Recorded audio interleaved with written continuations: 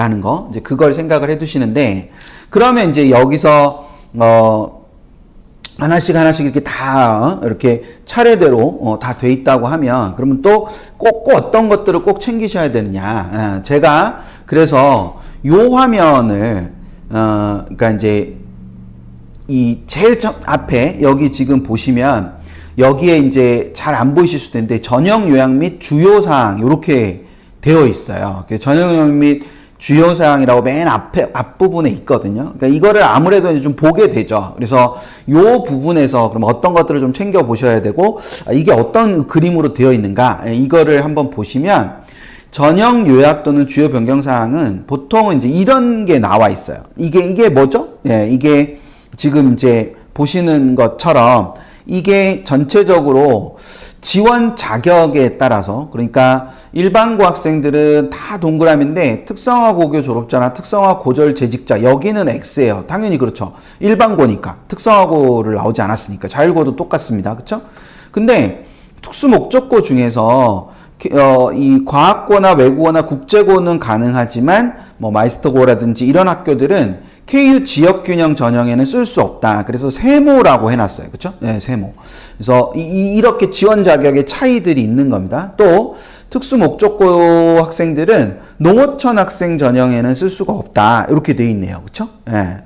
그러니까 이렇게 X 동그라미가 이렇게 있죠. 예. 여기도 보면 영재학교 같은 경우 또는 특성화고 같은 경우는 그리고 고등학교 졸업과 동등 이상의 학력자, 그러니까 검정고시 합격자 이런 친구들은 여기 있는 대로 지역균형 전형을 쓸 수는 없다. 왜냐면 이게 학교장 추천 전형이니까 그 학교장 추천을 받을 수가 없는 상황이니까 이 친구들 쓰기가 어렵고, 영재학교랑 특성화학교도 여기에는 쓸 수가 없는 경우다. 근데 자기 추천 전형에는 아무런 제한이 없이 모두 다 쓸 수 있다. 뭐 이렇게 되어 있는 걸 보실 수 있습니다. 이런 식으로 이 지원 자격에 대한 표시가 이렇게 요약적으로 되어 있어요. 뭐 이 학교뿐만 아니라 여기 같은 경우도, 여기 보면은 뭐 일반고 특목고 같은 경우는 고른계 전형은 특목고가 세모예요. 그러니까 이거는 지원 자격에 따라, 그러니까 뭐 어떤 특목고냐에 따라서 좀 다를 수도 있다라는 걸 보여주는 거겠죠.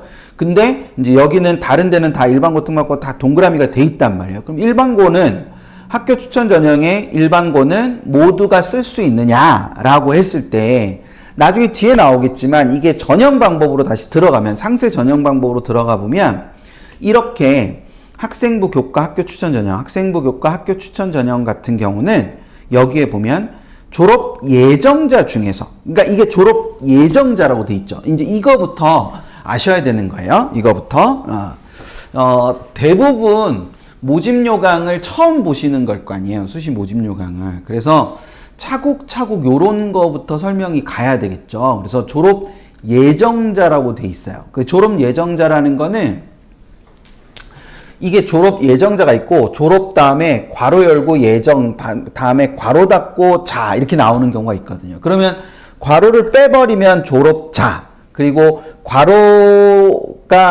빼버리면 졸업자, 그리고 괄호를 포함하면 졸업 예정자니까 그거는 이 졸업 예정자뿐만 아니라 졸업자도 쓸 수 있다는 건데, 이거는 졸업 예정자만 쓸 수 있다는 거니까 재학생만 지원이 가능하다는 의미예요. 그렇죠? 그러니까 이게 그런 의미가 있다. 그러니까 이 앞에서 여기 위에 있는 것처럼 동그라미 X, 세모 뭐 이런 식으로 지원 자격을 이렇게 정리를 해서 보여주고 있지만, 요약해서 여기 요약이잖아요. 요약해서 보여주곤 있지만 실제로 뒤에 가서 전형에 가서 그 전형의 지원 자격을 다시 한번 꼭 따져보실 필요가 있다. 그래서 그 부분을 잘 생각을 하시면서, 여기 밑에도 보면은 아래 해당자는 지원할 수 없다 하면서 뭐 이렇게 이런 학교들이 쭉 지원이 안 된다라고 되어 있죠. 그래서 그 부분을 생각을 해 두실 필요가 있어요. 근데 모집 요강을 보시다 보면은 요런 표현이 나올 때가 있어요. 2022년 이후 졸업 괄호 열고 예정 괄호 닫고 자. 그러면 2022년 이후에 졸업한 졸업자나 그 이후에 졸업할 예정자는 모두 된다. 이런 거죠. 그럼 2022년에 졸업한 친구들은 누구냐? 헷갈려요. 잘 들으세요. 2022년에 졸업한 친구들은 2021년에 고3이었겠죠. 다시 2022년에 졸업한 친구들은 2021년에 고3이었을 거예요. 그럼 지금 2023년에 고3인 친구들이 재학생이잖아요. 그럼 2022년에 고3이었던 친구들은 재수생, 2021년에 고3이었던 친구들은 삼수생 이렇게 되는 거죠. 그래서 2022년 이후 졸업자다라고 하면 이게 뭐가 되냐? 삼수생까지 되는 거다라는 거. 이제 그거를 생각을 잘 해두실 필요가 있는 겁니다. 되시나요? 예, 그래서 이게 기본적으로 몇 년 이후 졸업이라고 하면 차근차근히 계산을 해보시면 됩니다. 그래서 경우에 따라서는 저게 몇 년 이후, 그리고 이제 뒤에 또 나올 건데, 뭐, 몇 년 이전 졸업자, 뭐 이런 게 나온단 말이에요. 그러니까 뭐 이전 졸업자, 이렇게 되는 거니까, 그걸 같이 생각을 해 두시면 될 거예요.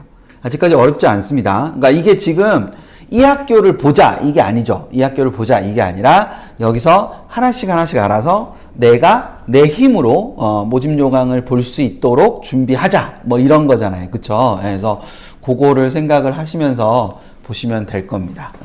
자, 그러면 또 이제 이 학교는, 여기는 지금 보시면 이 학교는 어땠어요? 이 앞에는 그냥 동그라미만 있었고, 여기에 이제 들어갔더니, 졸업생 쓸 수 있다, 없다, 이런 게 나왔었잖아요. 근데 여기 학교 같은 경우는, 여기에 보면 이미 이렇게 2024년 2월, 그럼 2024년 2월 졸업생이다. 그러면 이제 내년 2월에 졸업하는 친구들은 올해 고3인 친구들이니까, 이거는 재학생만, 현역만 쓸 수 있구나.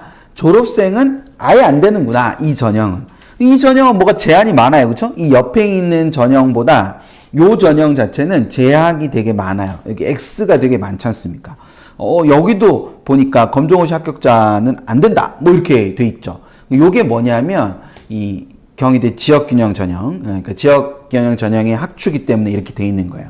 그럼 옆에 오른쪽에 또 이렇게 동그라미가 많이 있는 지원 자격의 제한이 거의 없는 이런 전형은 우리 아까 보셨던 것처럼 뭐였죠? 종합 전형이었죠, 그렇죠? 그래서 여기 이제 네오르네상스 전형은 이렇게 제한이 이렇게 쭉 없습니다. 지금 보시면 그래서 특별한 제한이 없이 이렇게 나와 있다. 그래서 이 전형 요약 또는 주요 변경사항에서 이것처럼 지원 자격을 볼 수 있는 그런 상황이 된다라는 거, 그것도 참고로 생각을 하나 해두시면 될 거예요. 되셨죠? 예. 자, 그러면 여기서도 지금 보면은 또 하나는 뭐냐면 이게 비슷해 보이지만 동그라미가 있는 것처럼 보이지만 좀 달라요. 여기 보시면 뭐라고 되냐면 정성평가, 정량평가, 학교생활기록부, 전형요소. 그러니까 즉 평가 방식이 이렇게 되어 있는 거예요. 여기 위에는 제가 이제 보여드리기가 어려워가지고 여기 위를 잘라버렸는데 여기 위에 이제 전형이 있는 거예요. 전형이 이렇게 글자가 전형이 이렇게 쭉 있고 어떤 전형은 여기서처럼 교과의 학생부 전체에 정량평가를 하지 않는다. 이렇게 정량평가를 하지 않는다. 그러니까 여기가 지금 정량평가 구절이죠. 그러니까 요 전형, 요 두 번째 전형 있죠? 예, 두 번째 전형은 정량평가는 하지 않는다. 이렇게 돼 있어요. 그쵸? 정량평가는 하지 않는다. 그런데 요 첫 번째 전형은 정량평가는 하지만 학생부 전체를 보지는 않는다. 정성평가를 하지는 않는다. 그러니까 이 전형은, 이 첫 번째 전형은 정성평가도, 학생부 정성평가도 하고, 그리고 밑에 있는 것처럼 정량평가도 하는데, 학생부 전체를 보지 않는다. 그럼 학생부 전체를 보지 않는다는 건 뭐냐? 여기 밑에 요 표시 있죠? 요 표시. 요 표시 보이세요? 네. 작아서 안 보이시나? 요거 한번 요렇게 한번 볼까요? 요렇게 보면은 여기 요 표시 하나 있잖아요. 요 표시. 요 표시가 있는데 요 표시를 밑으로 내려가면 교과 종합평가란 해서 교과학습 발달사항, 즉 교과 성적과 세부 능력 및 특기사항만을 보기 때문에 이것만 보는 거다 이거예요. 이것만 보기 때문에 여기서 전체는 표시가 안 돼 있죠. 전체를 보는 건 아니다. 이 전형 자체는.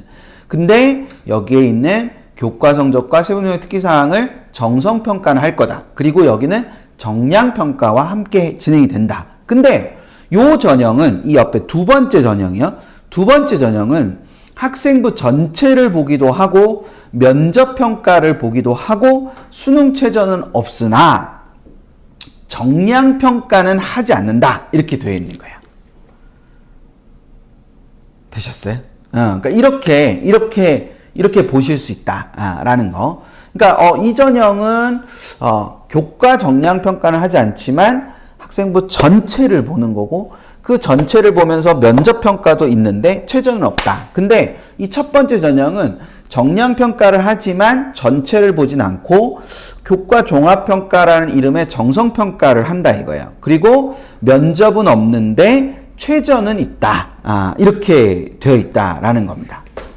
무슨 말인지 되시겠죠? 그래서 그것들을 보실 수 있는 방법들이 이 앞에 전형 요약이나 주요 변경사항에 아주 잘 요약이 돼 있으니까 이거부터 보면서 출발을 하시면 될 거다라는 거.